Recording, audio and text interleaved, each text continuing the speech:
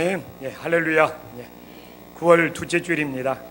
지난주 추다도에서 낚싯배가 전복되어 많은 인명피해가 있었습니다. 사실 제가 그 내용을 머릿말로 많이 준비했어요. 왜 이렇게 뒷부경경이냐, 왜 소잃고 양강 고치기시냐. 그런데 어젯밤에 그 본문을 묵상하면서 기도하면서 왜 이게 성도님들에게 자꾸 머리 아픈 이야기 할 필요가 있는가 하면서 몽땅 다 빼버렸습니다. 그래서 오늘 설교가 짧을 겁니다. 주님의 은혜가 넘칠 줄 믿습니다. 그래서 머리말을 아예 다 없애버리려다가 그래도 우리 사회가 기본 수칙을 지키지 않아서 막 은근슬쩍 넘어가는 관행들이 구석구석 배 있잖아요. 사실 어떤 일이든지 기본부터 잘 지키면 안전사고를 예방할 수가 있는 겁니다. 사실 이처럼 사실 믿음도 하나님이 대단한 걸 원하는 것이 아니에요. 이 기본적인 것을 잘 지키면 우리의 신앙도 달라질 수가 있는 거거든요.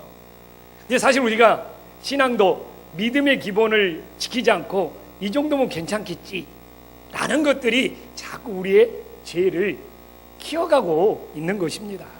그래서 오늘 말씀을 통하여 인생의 문제는 어떻게 시작되는지 깨닫고 우리가 믿음의 기본을 찾아서 잘 극복할 수 있는 은혜로운 시간이 될 수 있기를 간절히 소망합니다. 옆 사람 인사 한번 나눌까요? 당신의 얼굴만 봐도 행복합니다. 아멘. 저의 얼굴만 봐도 행복하죠? 아멘 하는 사람은, 안 하는 사람은 그래도 점심밥 먹고 가세요. 오늘 시편 42편은 고라 자손의 맞쓰기라는 표제가 있잖아요. 시작할 때 그렇게 되어 있죠. 맞쓰기라는 뜻은 교훈이라는 뜻입니다. 그러니까 고라 자손이 우리들에게 굉장히 교훈적인 것을 지금 전해주고 있다는 것입니다. 사실 그러면 우리는 고라 자손이 누구인 줄을 알아야죠. 사실 고라 자손 좋은 이미지가 아니에요. 애굽에서 나와서 이스라엘 백성들이 광야 행진할 때 이 고라 이 사람이 주동을 해가지고 하나님의 세운 인도자 모세에게 반란을 일으켰던 사람입니다. 이 고라 자손이 조상의 모습을 떠올리면 굉장히 부끄러운 거예요. 그래서 하나님께서는 이 반란이 감투 싸움이에요. 이 반란이 자리 다툼이에요. 그래서 하나님께서 이 반란이 너무 불길처럼 번져가고 막 동조하는 사람들이 너무 많아서 민수기 16장 32절에 보면 하나님이 심판을 합니다. 땅이 갈라져서 고라와 그의 동조자들을 다 삼키게 되는 것이죠. 사실 부모를 통해서 고라 자손은 인생을 어둠의 길로 가는 것이 아니라 이 자손들은 부모들을 보면서 하나님을 대적하는 것이, 하나님을 떠나는 것이 얼마나 두려운지를 깨닫고 참 이 고라 후손들은 회개하면서 하나님을 진짜 갈망을 했어요. 그래서 이 부모들이 하나님을 떠나서 이렇게 심판받는 걸 보면서 이들의 삶이 어떻게 달라졌냐면 역대상 26장 1절에 보면 성전의 문지기가 되어버렸어요. 그러니까 이들은 부모의 인생이 하나님 앞에 반역해서 잘못됐는데 그걸 통해서 오히려 우리가 이렇게 살면 안 돼, 하나님 앞에 섬기면서 충성하는 삶을 살아야 돼 하면서 성전의 문지기가 되어서 성전의 문지기가 얼마나 허드렛 일을 많이 하는지 모릅니다. 막 냄비에 뭘 막 지지는 일을 해야 되고 막 냄비에 무엇을 막 볶는 일을 하면서 굉장히 꾸준히 일을 했는데 원망이나 불평 한마디 없이 오늘 성경에 보지만 감사하고 찬송하는 삶을 산 거예요. 그래서 저도 너무 은혜가 되더라고요. 이처럼 고라 자손은 이 가문의 상처, 이 가문의 아픔을 하나님의 은혜로 승리하고 하나님의 은혜로 변화시킨 거예요. 이것이 진짜 인생에 반전이 있는 믿음이 되는 줄 깨달으시기를 간절히 소망합니다.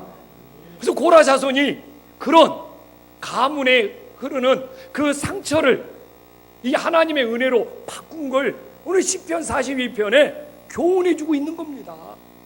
오늘 우리가 보면 알겠지만 1절에 보면 사슴이 시냇물을 찾기에 갈망한 것은 뭐예요? 죽을 만큼 목이 마르다는 거예요. 그래서 고라자손은 그런 이야기를 합니다. 인생의 모든 문제는 뭡니까? 하나님이 없는, 하나님의 은혜가 흐르지 않는 인생의 목마름이 나는 거예요. 우리의 심령 속에 하나님의 은혜가 고갈되고 하나님의 은혜가 흐르지 않냐면 인생은 문제가 생기고 인생은 목마름이 생긴다는 겁니다.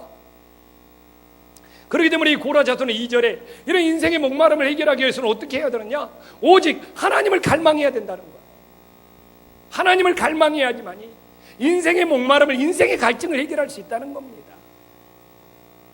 그렇기 때문에 인생은 하나님의 없는 목마름을 내가 알고 하나님을 갈망한다면 인생의 문제를 이겨낼 수 있습니다. 인생의 위기를 극복할 수 있습니다. 그러나 자기 인생이 목마른 것이 하나님과 멀어져서 인생이 목마른 건데 그걸 모르고 살아간다면 우리는 사망의 길, 멸망의 길로 가는 거예요.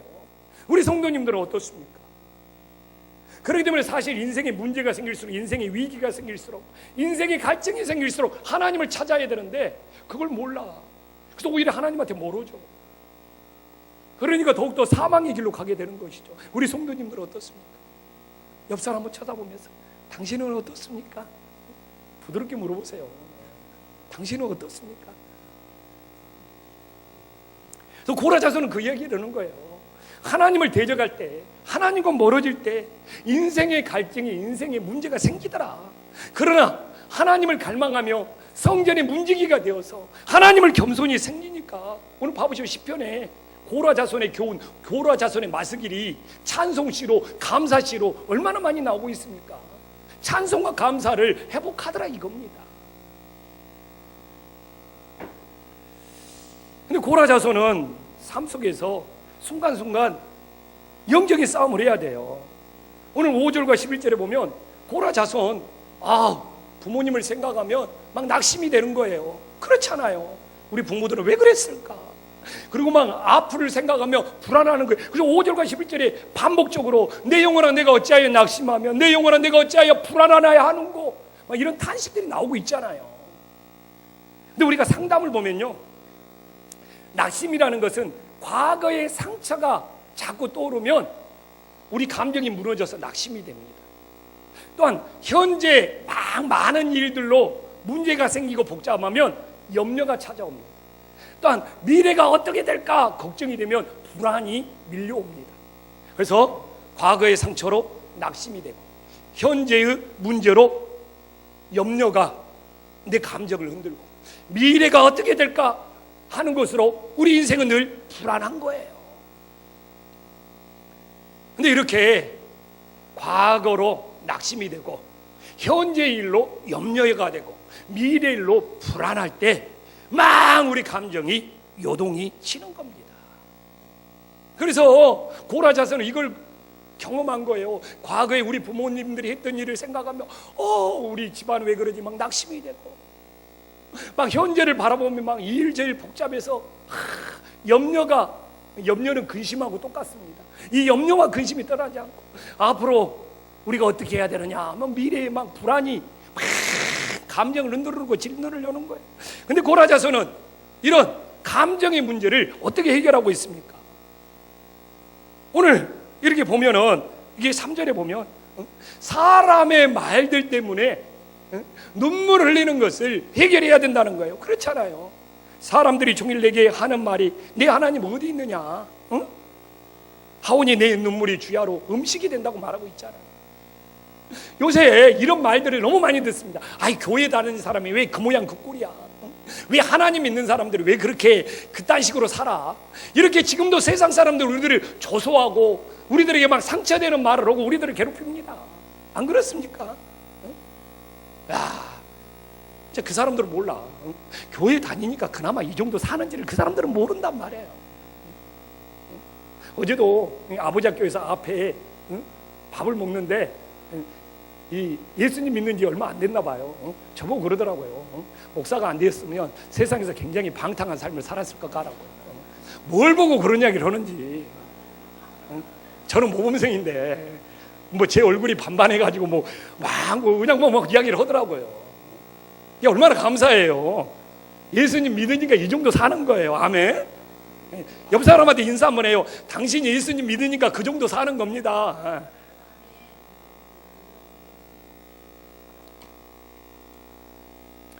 근데 이렇게 사람들의 말들 때문에 막 상처받고 속상하고 마음이 뒤집어질수록 어떻게 합니까? 이런 증상이 심해질수록 막 하나님이 나와 함께하지 않는 것 같아. 인생의 갈증도 심해지는 거예요. 그래서 우리는 사람의 말이 아니라 어떻게 해야 돼요? 하나님의 말씀을 의지할 수 있기를 주님의 이름으로 간절히 축원합니다. 사람의 말이 얼마나 간사한지 알아요? 제가 혈압이 높잖아요. 그래서 운동을 해서 혈압이 조절될 수 있다고 해가지고 제가 이렇게 월드 그게 아파트에 동네에 있는 헬스장 한 번씩 나갑니다. 제가 어디 기도원이나 어디 장례식장에 가면 일주일 동안 제가 이렇게 빠질 때가 있어요. 그러면 거기서 좀 일하고 자주 온 사람이 목사님 운동을 열심히 해야지 왜 이렇게 운동을 열심히 안 합니까? 이렇게 좀 걱정을 해줘요.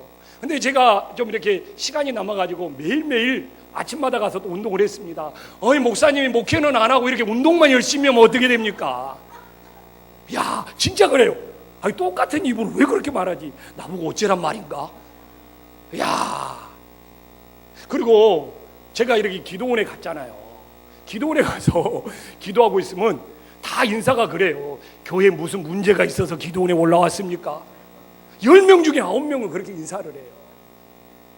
이게 사람들의 말입니다. 근데 이런 말들에 우리들의 감정이 흔들리고 감정이 요동친다면 인생 힘들게 사는 거예요. 그래서 제가 목사로 살기 참 힘들다. 근데 우리가 사실 그렇습니다. 하나님 말씀에는요, 오늘도 여러분 하나님 말씀 듣고 있잖아요. 반응이 무덤덤해요. 그냥 멍 때리고 있는 것 같고 그냥 졸고 있는 것 같고 옆 사람 곁눈질 한번 해보세요. 멍 때리고 있는지. 하나님 말씀에는 그러나 사람이 싫은 소리 한번 딱 해보세요. 얼마나 예민한지 발끈해가지고 그냥 이게 우리의 모습이에요. 저도 그래요. 하나님의 말씀에는 항상 아무런 반응 없이 무덤덤하다가도 오늘 교회 와서 누가 나한테 무슨 한마디 했네 그러면 그냥 속이 뒤집어지고 그냥 발끈해서 그냥 두고 보자 그냥. 이것이 우리 인생의 모습이에요. 우리 성도님들은 어떻습니까? 정말 사람의 말이야. 오늘 그러잖아요. 사람의 말들 때문에 맨날 눈물을 흘리면서 속상하면서 상처받으면서 살지 말고 정말 하나님의 말씀 앞에서 해계의 눈물을 흘려야 되지 않습니까? 눈물이라고 다 똑같은 눈물이 아니에요. 맨날 자기 때문에 속상해서 흘리는 눈물은 하나님이 받아주시지 않아요. 그러나 내가 하나님 마음을 아프게 했습니다.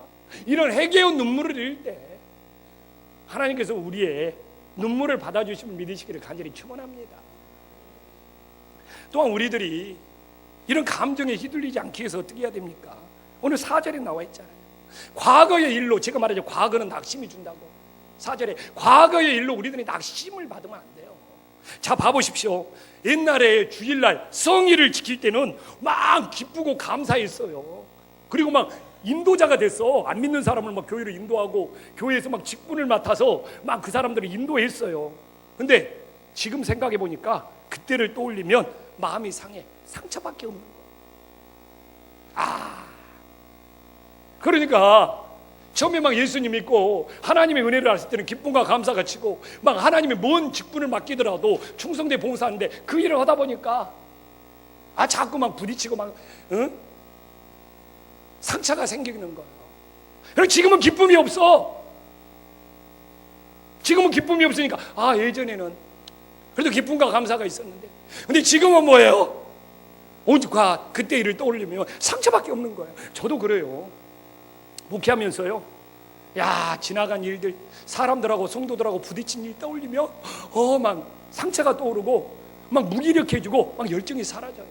그래서 오늘 고라자손은 어떻게 해라는 거예요? 6절에 그 답을 이야기하고 있어요. 하나님을 기억해라는 거예요. 주님을 기억해라는 거예요. 이 6절에 나온 지명은 다 은혜 받은 장소예요.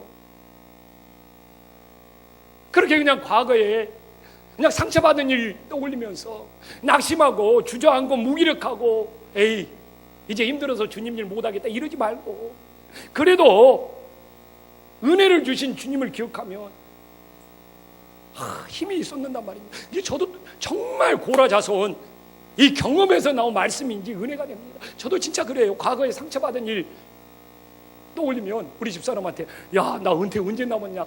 앞으로 20년 동안 목회 어떻게 하냐? 빨리 은퇴해야 되지 않느냐? 막 이런 감정이 밀려와요. 근데 그래도 하나님께서, 하나님을 기억하면, 하나님이 나에게 은혜 주신 일을 기억하면, 내가 뭔데 하나님이 나를 불러서 이렇게 사용하시는 건가? 이 목숨 다하도록 충성하리라. 막 이 과거의 상처를 떠올리냐? 은혜 주신 하나님을 기억하느냐? 이거에 따라 내 마음이 천지 차이가 나더라고요. 여러분, 오늘도 주일날 이 성리를 지키면서 감사와 기쁨이 없습니까? 이제 무엇은 누구를 인도하고 뭘 이게 책임지는 것이 싫습니까? 과거의 상처만 떠올리기 때문에. 그러나 그 과정들을 통해서 하나님이 나에게 은혜 주신 걸 기억하며, 하나님이 내 가정에 은혜 주신 걸 기억하며, 하나님이 내 자녀에게 은혜 주신 걸 기억하며, 그래서 좀 안타까워요. 제가 보더라도 하나님이 그 가정에 은혜 주신 것이 많은데, 하나님이 은혜 주신 10가지, 20가지는 떠올리지 못하고, 하나님께서 상처 주신 몇 가지 갖고 자기 마음을 후벼파고 있는 걸 보면 너무너무 마음이 아픈 거예요. 그래서 오늘 이 고라자서는 이 4절에서 6절로 넘어가야 된다는 거예요. 사람들을 떠올리면서 상처받는 인생이 아니라 은혜를 주신 하나님을 기억함으로써 영적 싸움에서 승리할 수 있기를 주님의 이름으로 간절히 축원합니다. 오늘 본문을 보면 여러분 5절과 8절에 동일한 고백이 나옵니다. 한번 5절과 8절을 보면, 근데 여기서 8절에 새롭게 딱 하나 더 하는 고백이 있어요. 이걸 찾아야 돼요. 5절과 8절이 동일하게 반복되는 고백인데 한 단어가 더 들어가 있어. 이것이 모든 문제를 해결하는 중요한 열쇠입니다. 한번 띄워주실래요? 뭡니까? 5절과 8절이 똑같은데 내 하나님이라는 단어가 하나 더 들어가 있어요. 이것이 그렇게 중요합니다. 5절은 뭡니까? 머리에 있는 하나님입니다. 생각에 있는 하나님이에요. 그러나 11절은 뭐예요? 내 가슴에 있는, 내가 만난 하나님, 내가 체험한 하나님, 내 안에 들어와 있는 하나님이 되는 겁니다. 아멘. 이런 변화의 역사가 일어나기를 간절히 소망합니다. 이제 잘생긴 저를 좀 비춰주세요. 아멘. 뭐 좀 기분 나빠요? 저 못생겼어요? 이 정도면 괜찮은 거예요.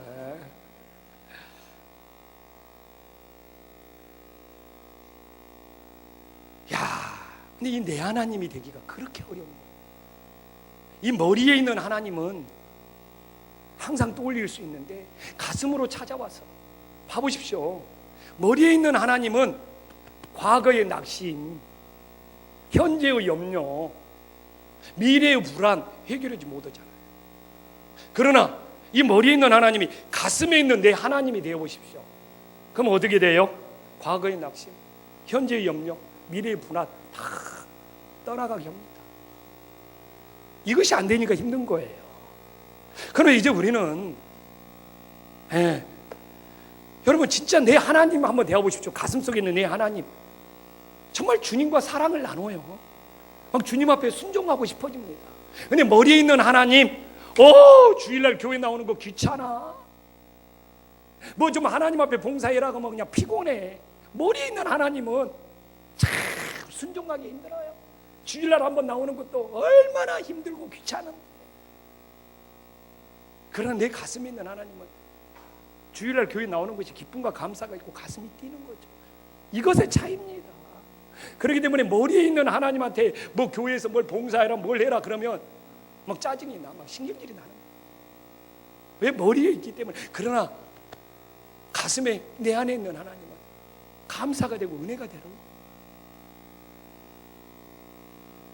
그럼 이렇게 머리에 있는 하나님, 생각에 있는 하나님이 오늘 이 고라 자손들처럼 내 가슴에 있는 하나님이 되기 위해서는 어떻게 해야 됩니까? 우리가 오늘 5절과 11절을 반복해서 계속 보면 그 답을 찾을 수가 있는 거예요. 첫 번째는 뭡니까? 하나님께 소망을 두라는 거예요. 근데 많은 사람들이 소망은 주님을 바라보는 겁니다. 내 자신을 바라보지 말고 주님을 바라보십시오. 근데 안 사라져 내 마음속에 감정의 요동감이. 왜 그렇습니까? 주님을 의지하는 것이 약하기 때문에 그렇습니다. 그래서 저는 바라본다. 소망은 주님을 아시는 것이 뭡니까? 그 안에 의지, 하나님을 의지하는 것이 약하면 마음속에 낙심이, 염려가, 불안이 사라지지 않는 거예요. 그렇잖아요. 그래서 저는 소망이라고 말할 때는 바라보는 것과 의지하는 것이 함께해야 합니다. 사실 주님을 소망하면서 얼마나 내가 의지하는 무게가 많으냐에 따라서 낙심과 불안과 염려를 밀어낼 수 있는 거예요. 주님 바라봐도 의지하는 것이 약하면 사라지지 않는 거예요. 그래서 저는 소망을 말할 때 주님 바라봅시다. 바라봄 플러스 이것과 함께 의지하는 것이 얼마나 무게가 있느냐, 이것이 함께 해야 된다고 주장을 합니다. 그렇게 되면 어떻게 해요? 5절과 11절에 하나님이 나타나서 도와주신다고 그러잖아요. 맞잖아요? 그 하나님이 나타나서 우리를, 이럴 때 내 하나님이 되시는 거예요. 이런 체험이 매일매일 일어나서 내 하나님이 될 수 있기를 소망합니다. 지지난주도 제가 그래요. 현실 속에서 무슨 문제를 해결해야 되는데 잘 안 돼. 어떻게 해야 될지 모르겠어. 불안해요. 이렇게 그냥. 그러면 어떻게 합니까? 진짜 하나님께 소망을 두고 하나님 의지하고 하나님 바라보면 하나님이 진짜 나타나서 도와주셔요. 이럴 때 나를 사랑하시는 내 하나님이구나. 나를 사랑하시는 내 하나님이구나. 이런 은혜의 역사가 일어나기를 간절히 소망합니다. 또한 오늘 제일 중요한 거예요. 이단 하나가 5절과 10절에 뭐라고 나왔습니까? 하나님을 여전히 찬송한다고 나와 있습니다. 이 여전이란 말이 오늘 100만 불짜리 단어입니다. 이 여전이라는 말은 뭡니까? 정과 다름이 없다는 겁니다. 여러분, 우리들이 잘못된 감정에 사로잡혀 보십시오. 주님을 섬기는 일이 정과 달라집니다. 여전할 수가 없어요. 이건 사람인지라 어쩔 수 없습니다. 근데 고라자손 봐보십시오. 감정에 흔들리지 않고 온갖 일들이 있었음에도 불구하고 하나님을 찬송하는 것이 정과 다름없이 여전했습니다. 이 믿음이 진짜 믿음이고 이 믿음이 반석에 세워진 믿음이 되는 줄 믿으시기를 간절히 축원합니다. 그렇기 때문에 인생에 문제가 생기면 이 문제를 어떻게 할까 감정에 휘둘려서 여전함이 사라져버리잖아요. 정과 같지가 않잖아요. 근데 그걸 이기는 것은 여전히 정과 같이 찬송을 하면 그 감정을 이겨내고 다스리고 승리할 수 있다는 거지 않습니까? 이것이 영적 싸움의 비결이죠. 근데 이 세상이 너무 빠르게 변해서 그러는지 사람들도 조변석계예요. 아침 다르고 저녁 달아요.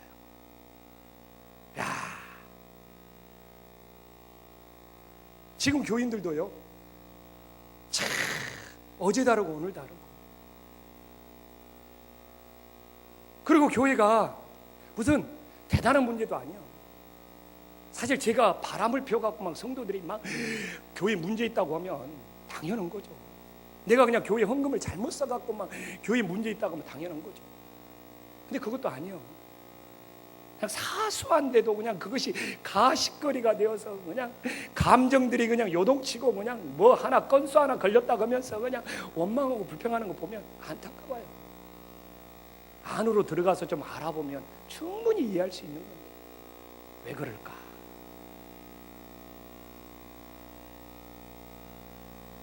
참 조변석계예요. 오늘 8절 봐보십시오. 고라자손은 뭡니까? 밤과 낮이 다르지 않는 것이 진짜 믿음이라는 것이죠. 낮에도 주님의 인자하심이, 밤에도 주님이 함께 하시니까 그 주님을 찬송하겠다는 거잖아요. 기도하겠다는 거잖아요. 이 낮과 밤이 다르지 않는 믿음, 교회에서와 교회를 떠난 세상과의 믿음이 다르지 않는 것, 이것이 여전한 마음이지 않습니까? 에녹이 하나님과 동행했다고 합니다. 에녹이 하나님과 동행, 그건 다른 거 아니에요. 정과 다름없이 하나님을 섬기는 것이, 여전한 것이 하나님과 동행하는 것. 저는 그래요. 사랑 관계 속에서도 10년지기, 20년지기, 30년지기 참 여전한 관계를 유지할 수 있는 사람을 참 찾아보기가 힘들다고 생각을 합니다. 교회도 마찬가지예요. 하나님과의 관계도 마찬가지. 하나님과의 관계도, 교회의 관계도 내가 어떤 교회에서 이렇게 섬기는 것도 10년지기, 20년지기, 30년지기 전과 다름없이 여전히 충성하는 거 옛날 이야기가 되어버렸어요. 어제 막 최건호 목사님 어디 갔냐고 물어본 사람들이 많더라고요. 그래서 제가 결혼 준비로 웨딩 촬영으로 갔다니까 너무너무 막 좋아하는 거예요. 그렇게 목사가 장가 가기가 힘든 시대인가 봐요. 아니 진짜요. 얼마나 손가락질 밟고 얼마나 놀림받니. 진짜 학교 다닐 때 연애 오지 않으면은 졸업하고는 배우자 만나서 장가 갈 수 없을 만큼 목회자들이 뭐예요? 똥값이에요. 진짜입니다. 이런 세상이에요. 사람들이 얼마나 마음의 변덕이 심하고요. 여전한 거 찾기 힘들어요. 참. 그래서 목회하면서 하나님 앞에 한평생 여전할 수 있는 그런 믿음들이 지금 이 시대에 참 그리운 시대인 겁니다. 옆 사람과 인사 한번 나눌까요? 당신의 여전한 믿음이 아름답습니다. 예, 저는 이것이 아마 하나님 앞에 가면 최고의 충성이 되지 않을까 생각을 합니다. 안 그렇습니까? 그냥 우리 그냥 한번 솔직히 돌아보자고요. 참 이게 여전하다는 말, 전과 다름없이, 정말 전과 다름없이 수십 년 여전할 수 있는 시대가 지금의 시대라고 말할 수 있는 일이에요. 고라자서는 다른 거 없어요. 주님을 의지하는 소망과 전과 다름없는 여전한 믿음이 뭐예요? 가슴 속에 있는 내 하나님이 됩니다. 여러분, 여전하지 않는 사람이 가슴 속에 있는 내 하나님이 될 수 있습니까? 머리에 있는 하나님이에요. 생각 속에 있는 하나님이에요. 그렇기 때문에 우리들이 주님을 의지해서 주님을 소망하며 주님이 나타나서 도와주시고 전과 다름없이 여전하게 찬송하고 섬길 때 내 마음속에 느껴지는 내 하나님이 되는 것이죠. 내가 예전에 읽었던 글입니다. 한번 띄워줘 볼래요? 참 제가 은혜 받았어요. 내 하나님이라는 것이 이런 뜻이구나. 오늘 내 하나님과 연결이 되어서 예전에 글을 한번 띄워봅니다. 한 목소리 함께 읽어보겠습니다. 시작. 내 하나님과 함께 머무는 것이 영성. 내 하나님과 함께 가는 것이 참 감동이 되었어요. 막 영성을 찾잖아요. 지금 막 성교. 근데 영성적인 삶은 뭐냐? 성교적인 삶은 뭐냐? 대단한 것이 아니에요. 내가 내 하나님과 함께 살아가는 것이 뭐예요? 그게 영성이 되는 겁니다. 성교라는 것이 뭐예요? 아프리카 가고 인도 가야지 성교죠. 그러나 성교적인 삶은 뭡니까? 우리가 이 예배를 끝내고 하나님과 함께 세상에 나가는 거예요. 하나님 교회에 남겨두고 나가는 것이 아니라 하나님과 함께 세상에 동행하는 것이 성교적인 삶이 됨을 믿으시기를 주님의 이름으로 간절히 축원합니다. 저는 이처럼 가슴에 하나님이 내 가슴에 내 하나님이 되면은 영성과 기본이 될 수 있는 거예요. 그래서 부디 오늘 이 시편 말씀을 통하여 머리에 있는 하나님이 정말 가슴에 있는 내 하나님이 되어서 모든 문제를 해결할 수 있는 기본이 될 수 있기를 주님의 이름으로 간절히 소망합니다. 기도하겠습니다.